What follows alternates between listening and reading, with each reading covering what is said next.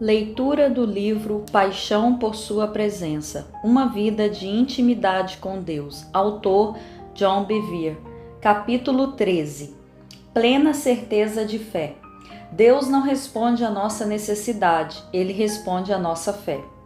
Já conheci muitos cristãos sinceros que são cheios do Espírito Santo, de amor e de temor do Senhor e que se abstêm do pecado, mas ainda assim se perguntam: por que não escuto Deus ou não sinto Sua presença?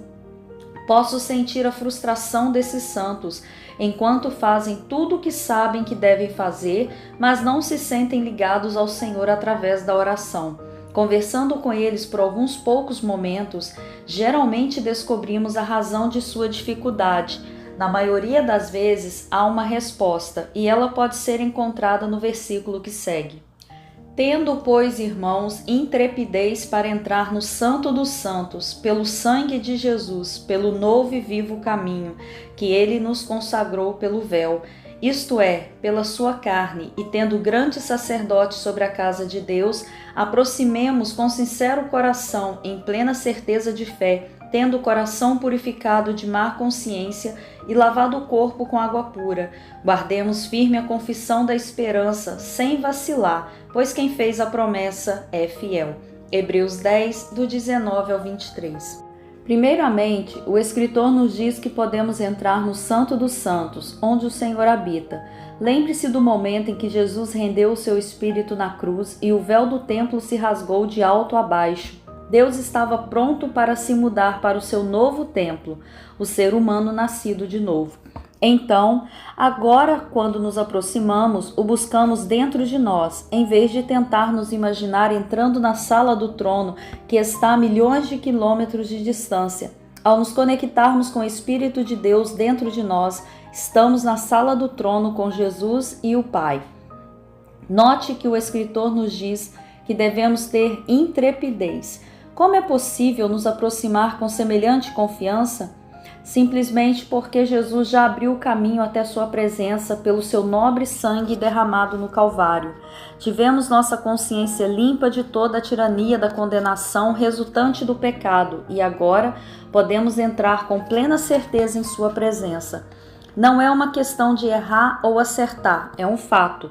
Deus disse que se nos aproximarmos, Ele se chegará a nós. No entanto, a razão principal para a dificuldade da maioria está na declaração, plena certeza de fé. Devemos nos aproximar com fé. É por isso que a Bíblia nos diz claramente: sem fé é impossível agradar a Deus, pois quem dele se aproxima precisa crer que ele existe e que recompensa aqueles que o buscam. Hebreus 11, verso 6. Preste atenção nessas palavras. Sem fé é impossível agradar a Deus. Pare alguns minutos e deixe que elas simplesmente criem raízes em seu coração. Estou apenas procurando alguém para crer. Nunca me esquecerei da época em que tinha apenas alguns anos de conversão ao Senhor. Era solteiro e vivia em um apartamento na Carolina do Norte. Em uma manhã, enquanto ainda estava em um sono profundo, me vi saltando da cama, me sentando e as palavras pularam da minha boca. Estou apenas procurando alguém para crer. Olhei para o meu despertador e descobri que eram 4 horas da manhã. Estava dormindo tão profundamente que tive de checar onde estava e o que havia acabado de acontecer. Acendi a luz e percebi que os lençóis estavam ensopados, mesmo eu não tendo febre ou doença alguma. Estava impressionado e admirado porque percebi que Deus havia acabado de falar pela minha boca, mas então pensei: por que não foi algo mais profundo? Sei que Ele está procurando pessoas para crer. Estava cansado e imediatamente voltei a dormir. Na manhã seguinte, acordei e continuei ouvindo durante toda a manhã: só estou procurando alguém para crer. Só estou procurando alguém para crer. Só estou procurando alguém para crer. Quando era quase meio-dia, repentinamente isso me impactou. Falei alto comigo mesmo. Isso é algo profundo. Daquele momento em diante, comecei a ponderar em meu coração sobre as duas questões que seguem. O que entristecia mais Jesus? Não o que o irritava mais, que obviamente seriam os fariseus hipócritas. E o que o alegrava mais? Primeiramente, o que mais o deixava triste Eram as pessoas que não acreditavam que ele faria o que havia dito. Para simplificar, a falta de fé delas. Isso, na realidade, é o que a fé é. Acreditar que Deus diz o que ele quer dizer, e ele quer dizer o que ele diz. Deus não é homem para mentir, ao contrário, ele dá respaldo à sua palavra com a honra do seu nome. Ele jura por si mesmo, porque não há ninguém maior. Então, quando duvidamos dele, insultamos a sua integridade. Vamos pensar sobre isso. Veja o desapontamento de Jesus nas passagens bíblicas que seguem. Estas são apenas algumas retiradas do livro de Mateus. Se Deus veste assim a erva do campo que hoje existe e amanhã lançada ao fogo, não vestirá muito mais a vocês, homens de pequena fé? Mateus 6:30. Os discípulos foram acordá-lo clamando: Senhor, salva-nos, vamos morrer. Ele perguntou: por que vocês estão com tanto medo, homens de pequena fé? Então ele se levantou e repreendeu os ventos e o mar e fez-se completa bonança. Mateus 8:25 e 26. Imediatamente Jesus estendeu a mão e o segurou e disse: Homem de pequena fé, por que você duvidou? Mateus 14:31. Percebendo a discussão, Jesus lhes perguntou: Homens de pequena fé, por que vocês estão discutindo entre si sobre não terem pão? Mateus 16:8. Você escutou o desapontamento e a tristeza em seu tom de voz em cada uma dessas declarações? No entanto, a situação que mais me surpreende é quando os discípulos não puderam expulsar um demônio de um menino epilético. Escute o que Jesus disse para a sua própria equipe: Ó geração incrédula e perversa, até quando estarei com vocês? Até quando terei de suportá-los? Tragam-me o menino. Mateus 17:17. Ele certamente não guardou para si o que estava sentindo. Seu tom de voz vai além do desapontamento, do desgosto e da tristeza, e limita-se a uma raiva justa. Depois, os discípulos perguntaram por que não puderam expulsar o demônio. Jesus simplesmente disse: porque a fé que vocês têm é pequena. Mateus 17:20. Deus responde à nossa fé. Tudo o que recebemos de Deus é por meio da fé.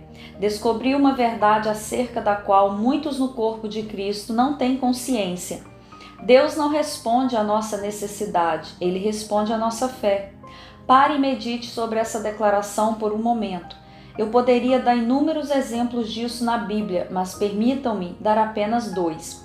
Primeiramente, certo dia Jesus estava ensinando muitos líderes em uma casa e lemos: e o poder do Senhor estava com ele para curar os doentes. Lucas 5:17.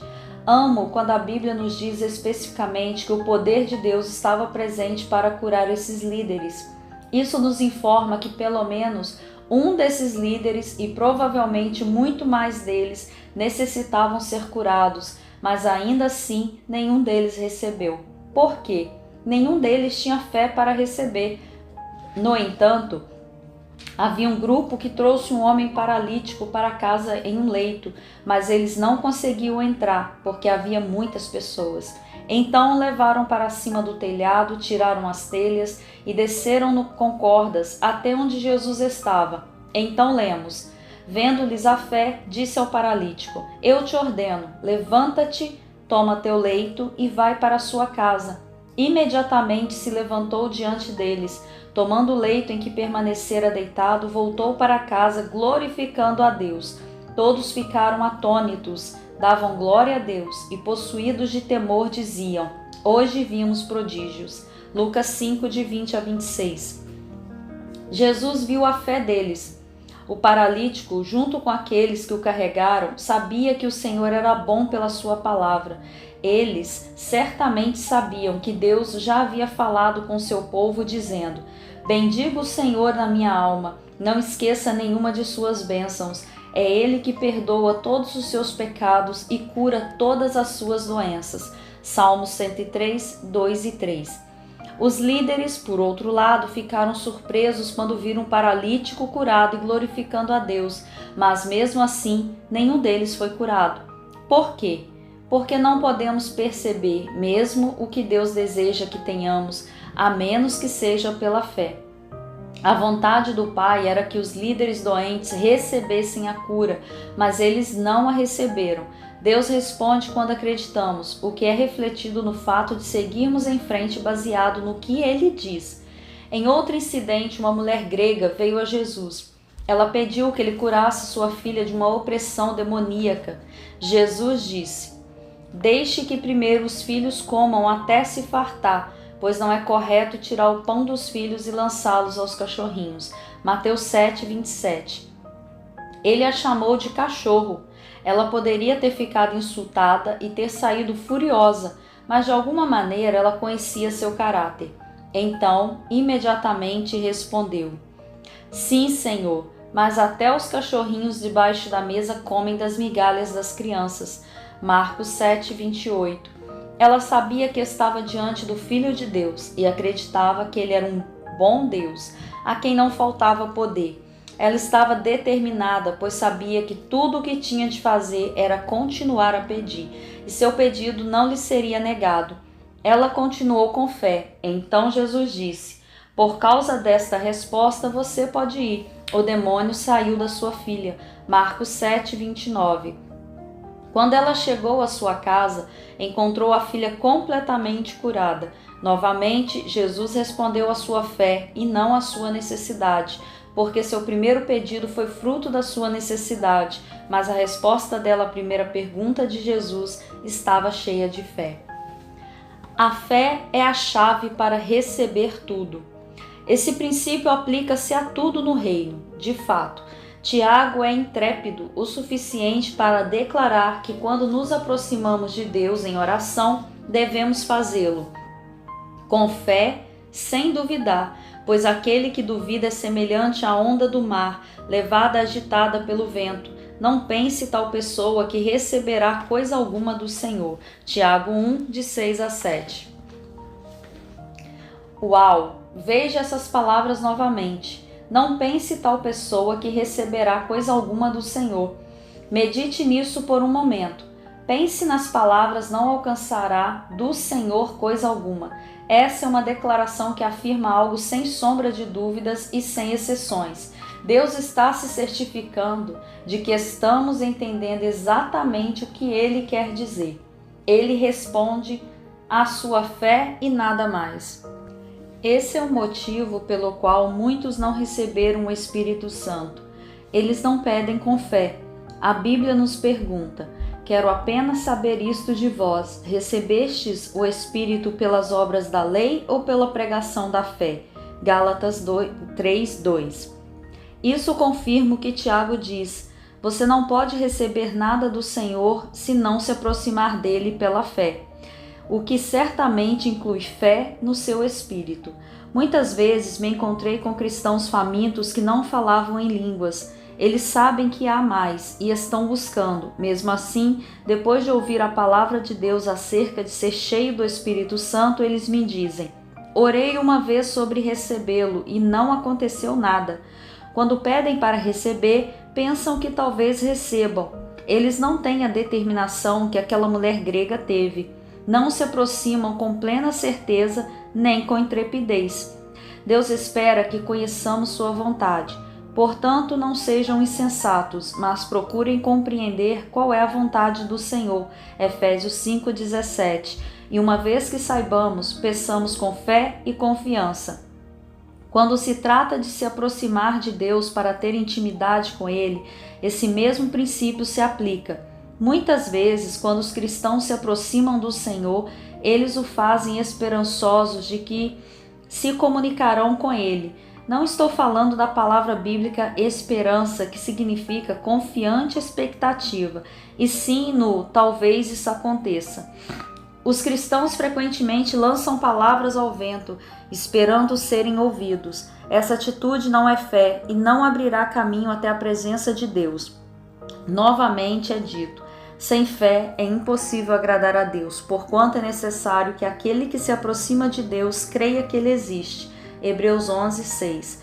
O escritor está dizendo aos cristãos hebreus que ao se aproximar de Deus, você deve acreditar que Ele existe. Em outras palavras, que Ele estará lá. Ele escutará e responderá. Tiago diz: Não pense tal pessoa que receberá coisa alguma do Senhor, pois tem mente dividida e é instável em tudo o que faz. Tiago 1, de 7 a 8. Um homem de mente dividida é alguém que se aproxima de Deus e ainda assim se questiona se está em sua presença. Ele até pode se perguntar se Deus nota que ele está se aproximando. Um sintoma da mente dividida são os pensamentos que divagam. Deixe-me explicar. Muitas vezes nos cultos, quando as pessoas vêm à frente para receber oração depois da mensagem, peço aos músicos que parem de tocar. A razão disso é que, mesmo a música sendo só instrumental, muitos cantarão as letras das canções familiares e não estarão concentrados no Senhor. Tiago diz: aproximem-se de Deus e Ele se aproximará de vocês. Pecadores, limpem as mãos, e vocês que têm a mente dividida, purifiquem o coração. Tiago 4:8. Como podemos buscar a Deus quando nem mesmo nossas mentes estão concentradas nele? Você pode se imaginar se aproximando de um amigo desse modo? As pessoas são facilmente distraídas porque esperam se conectar com Deus quando se aproximam. Mas você deve primeiro acreditar que Ele existe, deve crer que Ele está lá, que Ele está ouvindo e que Ele responderá. Ele merece sua indivisível atenção. A fé dá a plena certeza de que Ele está lhe dando total atenção, porque você sabe que Ele prometeu fazer isso e Ele não pode mentir. Se você se aproximar, Ele também se aproximará. Oh, o entusiasmo em meu coração neste momento é quase incontrolável. A que Deus maravilhoso servimos! Ele nos responderá se nos aproximarmos com fé. Como conseguimos fé? Agora devemos analisar uma pergunta que é feita frequentemente. Como aumento a minha fé? Isso tem sido perguntado durante anos, de fato, desde o tempo dos apóstolos. Os apóstolos disseram ao Senhor: aumenta a nossa fé.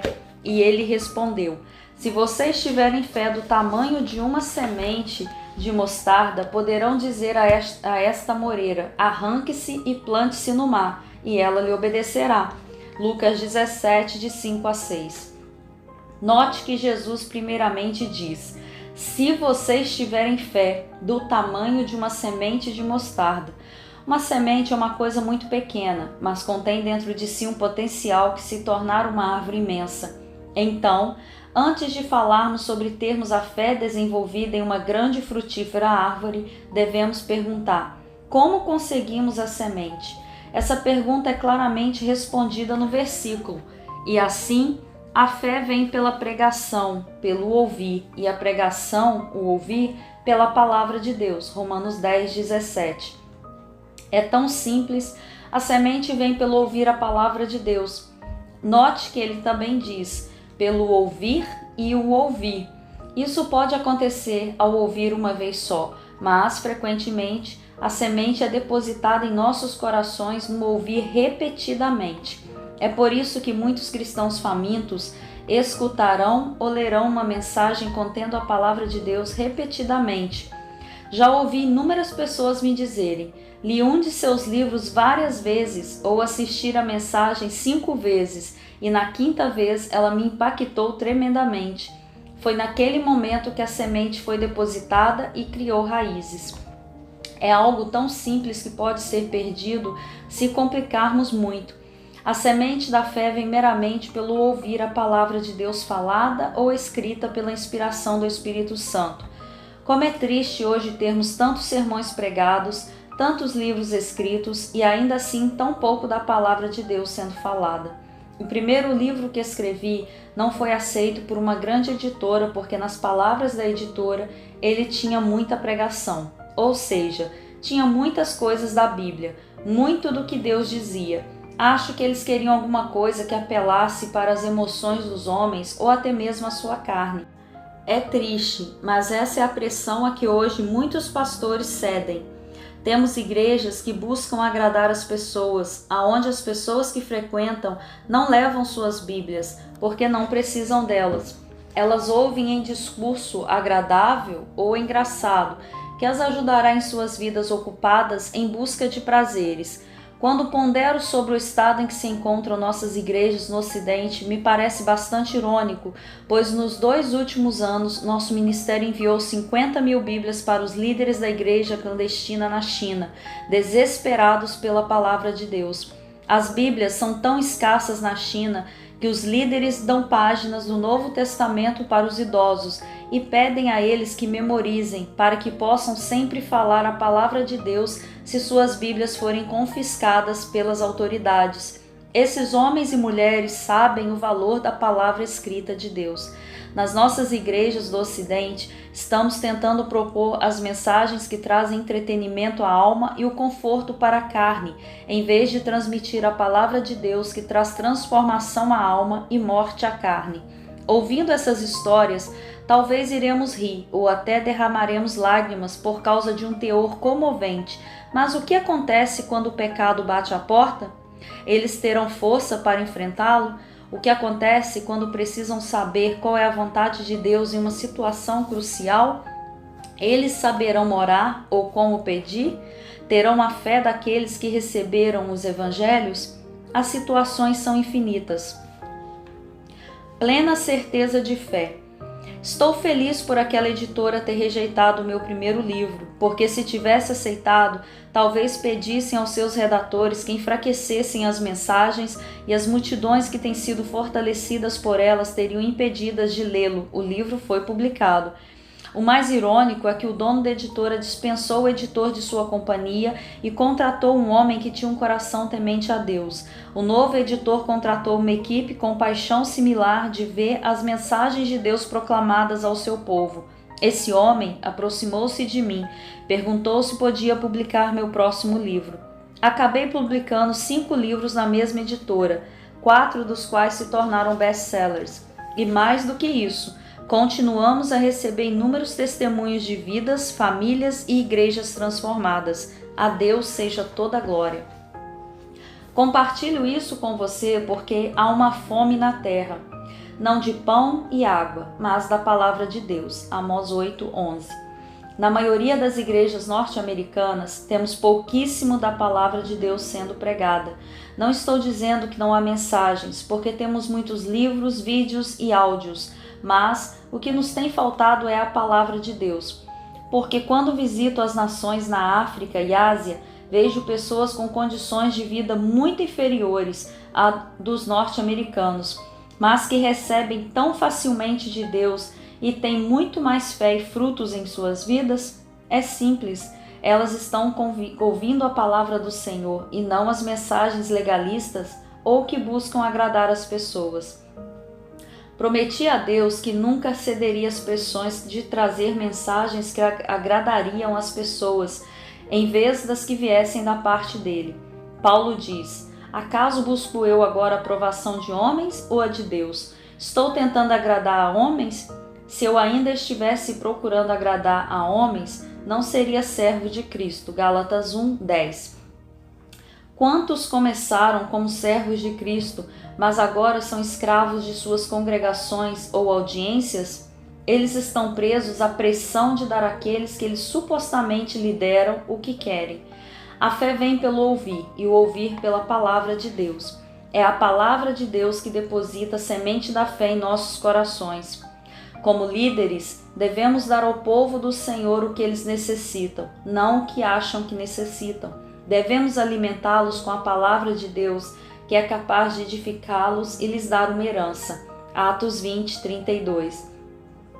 Muitos líderes estão vindo à frente e novamente proclamando a palavra de Deus pura e sem alterações. Vários caíram na armadilha de agradar aos homens e estão se libertando agora, enquanto outros novos se levantam. Eles estão clamando o povo de Deus de volta a Ele. Por que Deus está dando ênfase à intimidade com Ele agora? A resposta é simples.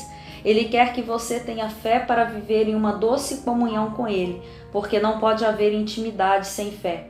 Ele está semeando seu povo com a sua palavra para que se aproxime dele. Oh, que entusiasmo por isso tudo! Como aumentamos a nossa fé? Agora chegamos à questão de como aumentarmos a nossa fé. Jesus disse aos seus discípulos: Se vocês tiverem fé do tamanho de uma semente de mostarda, poderão dizer a esta moreira: arranque-se e plante-se no mar, e ela lhes obedecerá. Qual de vocês que tendo um servo que esteja arando ou cuidando das ovelhas, lhe dirá quando ele chegar no campo: venha agora e sente-se para comer? Ao contrário, não dirá: prepare o meu jantar, apronte-se e sirva-me, enquanto como e bebo. Depois disso você pode comer e beber? Será que ele agradecerá ao servo por ter feito o que lhe foi ordenado? Assim também vocês, quando tiverem feito tudo o que lhes for ordenado, devem dizer: somos servos inúteis, apenas cumprimos o nosso dever. Lucas 17, de 6 a 10. Costumava ficar confuso com o fato de que Jesus, depois de comparar a fé a uma semente, começou a falar do papel de um servo em relação ao seu Senhor. Parecia que faltava coerência na fala de Jesus, mas ele sabia que isso não podia ser verdade. Então, um dia o Espírito Santo abriu os meus olhos. Primeiramente, ele nos diz que a fé vem na forma de uma semente. Sementes são muito pequenas, mas contêm dentro de si o potencial de se transformar em árvores enormes. Então não é suficiente ter somente a semente plantada. Ela deve ser cultivada para alcançar seu destino.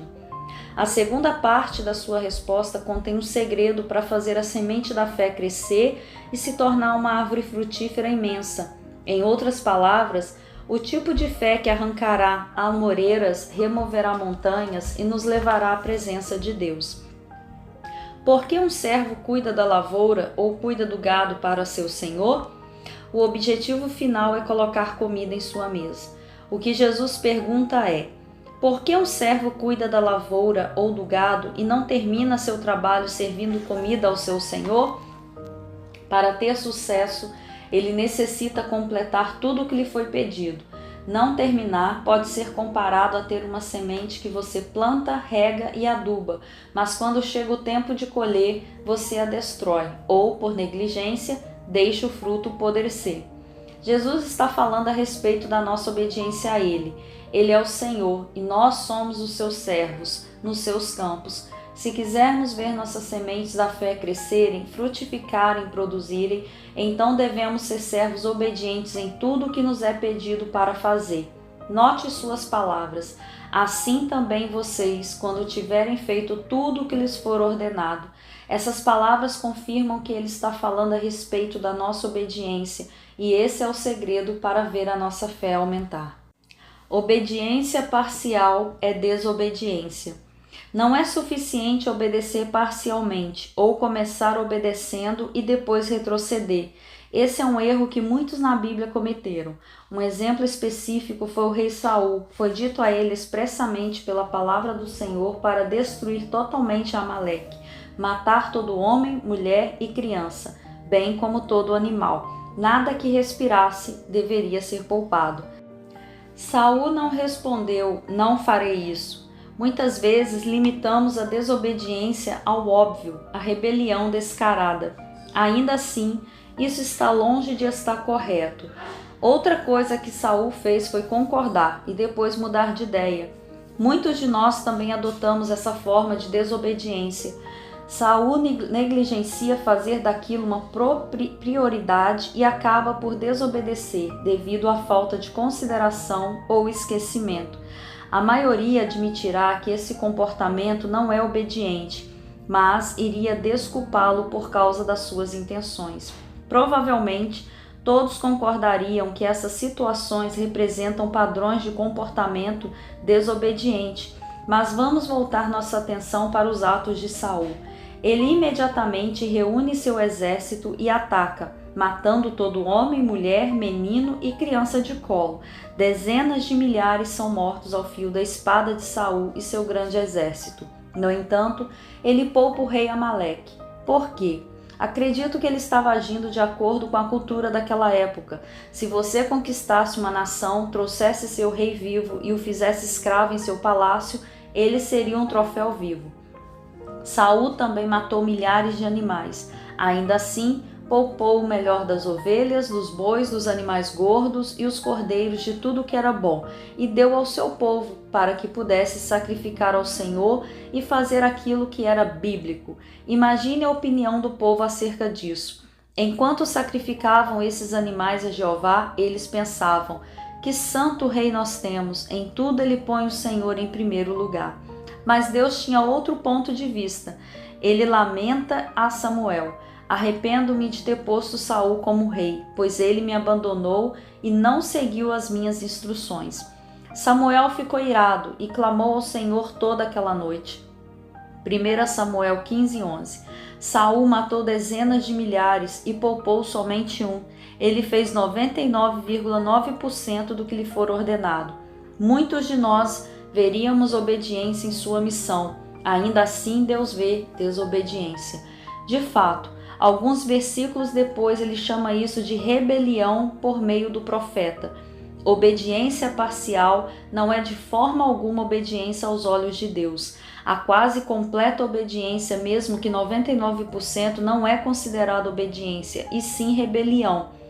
Com que frequência ouvimos: por que você não consegue ver tudo o que eu fiz? Você só vê o pouco que eu deixo de fazer? Saul certamente poderia ter dito isso, embora esse pensamento estivesse em sintonia com o raciocínio humano e não com o divino. A intimidade é diretamente proporcional à nossa fé. Ao continuarmos a ler sobre a vida de Saul, notaremos uma grande deterioração na sua fé. Ele fica cada vez mais distante do Senhor. Seu nível de intimidade diminui, já que nossa habilidade de ter intimidade com Deus é diretamente proporcional à nossa fé. A respeito disso, o apóstolo João diz: e nisto conheceremos que somos da verdade, bem como perante ele tranquilizaremos o nosso coração. Pois se o nosso coração nos acusar, certamente Deus é maior do que o nosso coração e conhece todas as coisas. Amados, se o coração não nos acusar, temos confiança diante de Deus. 1 João 3, 19 e 21. Nossa habilidade de ter intimidade com Deus é diretamente proporcional à nossa fé, e nossa fé é proporcional à nossa obediência a Ele. Agora quero esclarecer algo. Não estou falando da desobediência que é logo seguida pela confissão e pelo arrependimento. O pecado de Davi foi muito maior que o de Saul, mas ele se arrependeu imediatamente. Sua fé não falhou, nem sua habilidade de ter uma comunhão íntima com o Senhor. Saul, por outro lado, continuou procurando se beneficiar para proteger e aumentar o que ele pensava ser seu. Seu coração não era temente a Deus como o de Davi. Um bom exemplo disso em nosso dia a dia seria a dinâmica entre marido e esposa. Se um deles se tornar egoísta e não se submeter ao outro, a confiança e a intimidade são perdidas. O marido pode dizer: ei, eu pago as contas, coloco comida na mesa, um teto sobre a sua cabeça e compro roupas para você. Qual o problema em eu ter uma namorada?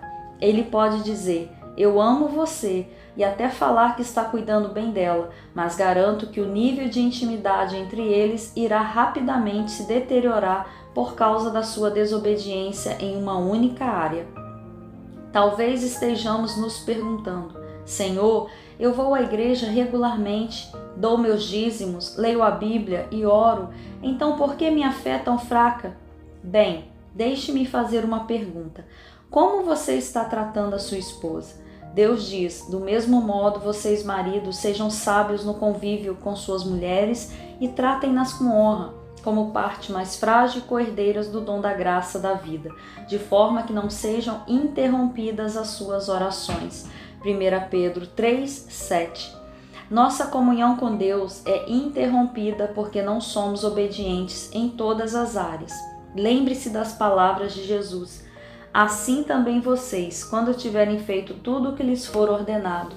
Lucas 17, 10. Obediência parcial não irá aumentar a nossa fé. Esse mesmo princípio se aplica à maneira como as esposas tratam seus maridos, os filhos tratam seus pais e até como os pais tratam seus filhos. Outra pergunta que poderia ser feita: você é um homem ou uma mulher de palavra? A Bíblia nos diz que a pessoa que irá ter intimidade com Deus é aquela que mantém a sua palavra mesmo quando sai prejudicado. Salmos 15, 4. Você deu a sua palavra e não a manteve? Você habitualmente peca com a sua boca e depois se pergunta por que sua fé é fraca? Eu poderia fazer várias outras perguntas. A questão é que devemos viver como vida buscando ser totalmente obedientes à palavra de Deus. Porque nos é dito sem meios termos: meus filhinhos, escrevo-lhes estas coisas para que vocês não pequem. 1 João 2, 1. Muitos têm olhado para o pecado de forma legalista ou relativizando-os. Esses que o veem casualmente acreditam que podem violar a palavra de Deus, pois nós temos a graça e misericórdia, e tudo foi coberto na cruz. Sim, foi coberto na cruz, mas devemos nos lembrar do que Paulo disse aos cristãos: não sabem que quando vocês se oferecem a alguém para lhes obedecer como escravos, tornam-se escravos daquele a quem obedecem, escravos do pecado que leva à morte, ou da obediência que leva à justiça. Romanos 6,16. Novamente o próprio Jesus dirá àqueles que o chamaram de Senhor e ainda assim pecaram habitualmente: afastem-se de mim, vocês que praticam o mal. Mateus 7,23. Os legalistas veem a violação do pecado como se uma pessoa estivesse sendo tirada do seu clube da santidade. Não é o que deve nos motivar a ficar longe de qualquer forma de desobediência. De fato, essa motivação não pode nos impedir de pecar. No entanto, quando vermos o pecado como algo prejudicial à nossa fé, que certamente irá atrapalhar nossa intimidade com Deus, iremos fugir dele. Por quê? Porque desejamos mais que tudo proximidade com Ele. Agora entendemos o que Tiago nos diz antes e depois de nos convidar a nos aproximarmos de Deus. Sujeitai-vos, portanto, a Deus, mas resistir ao diabo e ele fugirá de vós. Chegai-vos a Deus e ele se chegará a vós outros. Purificai as mãos, pecadores. Tiago 4, 7 e 8. Tudo gira em torno da obediência. Por quê? Para que possamos nos aproximar com plena certeza. Novamente, vamos analisar a passagem bíblica no começo deste capítulo. Edifiquem-se, porém, amados, intrepidez para entrar no Santo dos Santos, pelo sangue de Jesus, pelo novo e vivo caminho que Ele nos consagrou pelo véu, isto é, pela sua carne, e tendo grande sacerdote sobre a casa de Deus. Aproximemo-nos com sincero coração, em plena certeza de fé, tendo o coração purificado de má consciência e lavado o corpo com água pura. Guardemos firme a confissão da esperança, sem vacilar, pois quem fez a promessa é fiel. Hebreus 10, 19 a 23. Nossa confiança ou plena certeza origina-se da fé, que vem pelo ouvir a palavra de Deus, a qual é aumentada pela contínua obediência. Se pecarmos, temos um advogado diante do Pai, e se nos arrependermos prontamente, então nossa consciência será livre da condenação, porque o sangue nos limpa e nos deixa mais brancos que a neve. No entanto, se continuamos a pecar deliberadamente, então nossa consciência nos condenará, e Deus é maior que nossa consciência. Em troca, com certeza teremos dificuldades para nos aproximar do Deus vivo. Esperança. Agora nós vamos para a segunda declaração feita na passagem anterior. Guardemos firme a confissão da esperança. A esperança é frequentemente mal compreendida. Não é uma palavra acompanhada de um talvez. Em vez disso, ela significa confiante expectativa. Quando Deus apareceu pela primeira vez a Abraão, ele prometeu: eu sou o seu escudo, grande será a sua recompensa. Gênesis 15, 1. Abraão não tinha esperança natural de ter filhos com a sua esposa estéril, então sua resposta foi um pouco desanimada. Mas Abraão perguntou: ó soberano Senhor, que me darás se continuo sem filhos e o herdeiro do que possuo é Eliezer de Damasco? E acrescentou: Tu não me deste filho algum, um servo da minha casa será o meu herdeiro. Gênesis 15, de 2 a 3. Estava claro que este homem tinha pouca ou nenhuma esperança, e Deus sabia que dessa forma Abraão não podia receber suas promessas. Então o Senhor o levou para fora naquela noite e disse para ele contar as estrelas. Acredito que isso aconteceu da seguinte maneira: Abraão pegou no sono enquanto estava contando as inumeráveis estrelas. Na manhã seguinte, o Senhor o acordou com uma pergunta: Você já contou todas? Abraão disse: Não, elas são muitas. Deus sabia a resposta que ele estava procurando e prosseguiu: Será esse o número dos seus descendentes? Gênesis 15:5.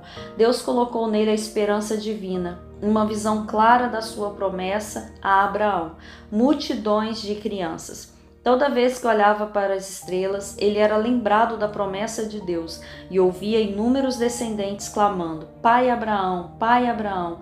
Em referência a isso, o Novo Testamento diz: Abraão, esperando contra a esperança, creu para vir a ser pai de muitas nações, segundo lhe fora dito. Romanos 4:18. O que lhe fora dito? Será assim a tua posteridade, muitos para contar. Sem a esperança natural, a divina entrou em ação para ofuscar o que podia ser visto com a promessa. A esperança divina foi além do evidente alcançado a confiante expectativa que é o território de Deus. Abraão escolheu passar por cima do óbvio para ficar com o divino. De fato, a Bíblia nos diz que ele tinha toda a certeza de que Deus podia fazer o que havia prometido. Romanos 4:21. Ele recebeu a promessa pelo poder da fé e pela esperança. A fé é a certeza de que vamos receber as coisas que esperamos. Hebreus 11:1. Nossa fé dá subsistência para a esperança ou promessas de Deus. Como vimos em Abraão, a esperança divina é a visão ou projeto da vontade de Deus que ainda não somos capazes de ver com os nossos olhos. Ela é extremamente importante, porque sem esperança a fé não tem nada para dar substância. A palavra de Deus não só coloca fé no nosso coração, mas nos dá esperança ou visão para a fé. Isso pode ser comparado a itens de materiais de construção, como as telhas, janelas, pedrinhas, madeira, cimento, tijolos e daí por diante. Poderíamos ter todos os materiais, mas ainda assim, sem uma planta, o processo de construção seria um desastre. Talvez você ache que conseguiria construir sem uma planta, ou se ao menos a tivesse em sua mente, mas ainda assim haveria necessidade de algum tipo de planejamento, entrando na presença atrás do véu. No que tange à intimidade, vamos reler o nosso versículo base. Tendo, pois, irmãos, intrepidez para entrar no Santo dos Santos, pelo sangue de Jesus, pelo novo e vivo caminho que ele nos consagrou, pelo véu, isto é, pela sua carne, tendo grande sacerdote sobre a casa de Deus, aproximemo-nos com sincero coração, em plena certeza de fé, tendo o coração purificado da má consciência e lavado o corpo com água pura, guardemos firme a confissão da esperança sem vacilar, pois quem fez a promessa é fiel. Hebreus 10, 19-23. O escritor está claramente falando a respeito de se aproximar do Senhor. Novamente, olhe para estas palavras. Guardemos firme a confissão da esperança. Lembre-se de que a esperança é um projeto, uma visão, um quadro divino daquilo que não podemos ver com os nossos olhos. Com esse pensamento em mente, leia cuidadosamente o seguinte: pois os homens juram pelo que lhe é superior, e o juramento, servindo de garantia para eles, é o fim de toda contenda. Por isso Deus, quando quis mostrar mais firmemente aos herdeiros da promessa a imutabilidade do seu propósito, se interpôs com juramento, para que, mediante duas coisas imutáveis, nas quais é impossível que Deus minta, forte alento tenhamos nós, que já corremos para o refúgio, a fim de lançar mão da esperança proposta, a qual temos por âncora da alma, segura e firme, e que penetra além do véu. Hebreus 6, 16-19. Você viu isso? Colocando esses versículos juntos, você tem: aproximemo-nos com sincero coração, em plena certeza de fé. Guardemos firme a confissão da esperança, sem vacilar, pois quem fez a promessa é fiel, a qual temos por âncora da alma, segura e firme, e que penetra além do véu. Hebreus 10, 22-23 e 6, verso 19. A versão Bíblia Viva traduz isso da seguinte forma, que nos liga ao próprio Deus, do outro lado do véu sagrado do céu. Foi Deus quem deu a Abraão a visão clara da esperança divina. Quando o assunto é intimidade, o Espírito Santo dá a visão divina do que os nossos olhos terrenos não podem ver. O próprio Senhor que habita na sala do trono do céu.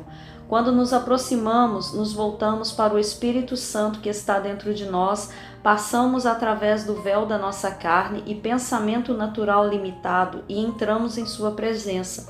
Quando estamos lá, já passamos pelo santuário interior do céu, onde encontramos Jesus e o Pai.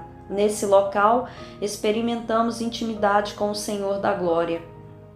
Os cristãos frequentemente tentam se imaginar andando na sala do trono enquanto oram. Ainda assim, sem a ajuda do Espírito Santo, isso pode ser comparado à incapacidade de Abraão de compreender a promessa de Deus sem a visão. Somente depois que o próprio Senhor pintou uma imagem clara para ele, Abraão pôs sua segurança no que Deus havia prometido. Não podemos experimentar uma verdadeira e próxima intimidade no santuário interior sem o Espírito Santo. Ele nos dá esperança ou visão clara do que os nossos olhos não podem ver. Assim, nos aproximamos com plena certeza de fé e com toda intrepidez para desfrutar do que Deus pagou alto preço para que nós vivêssemos.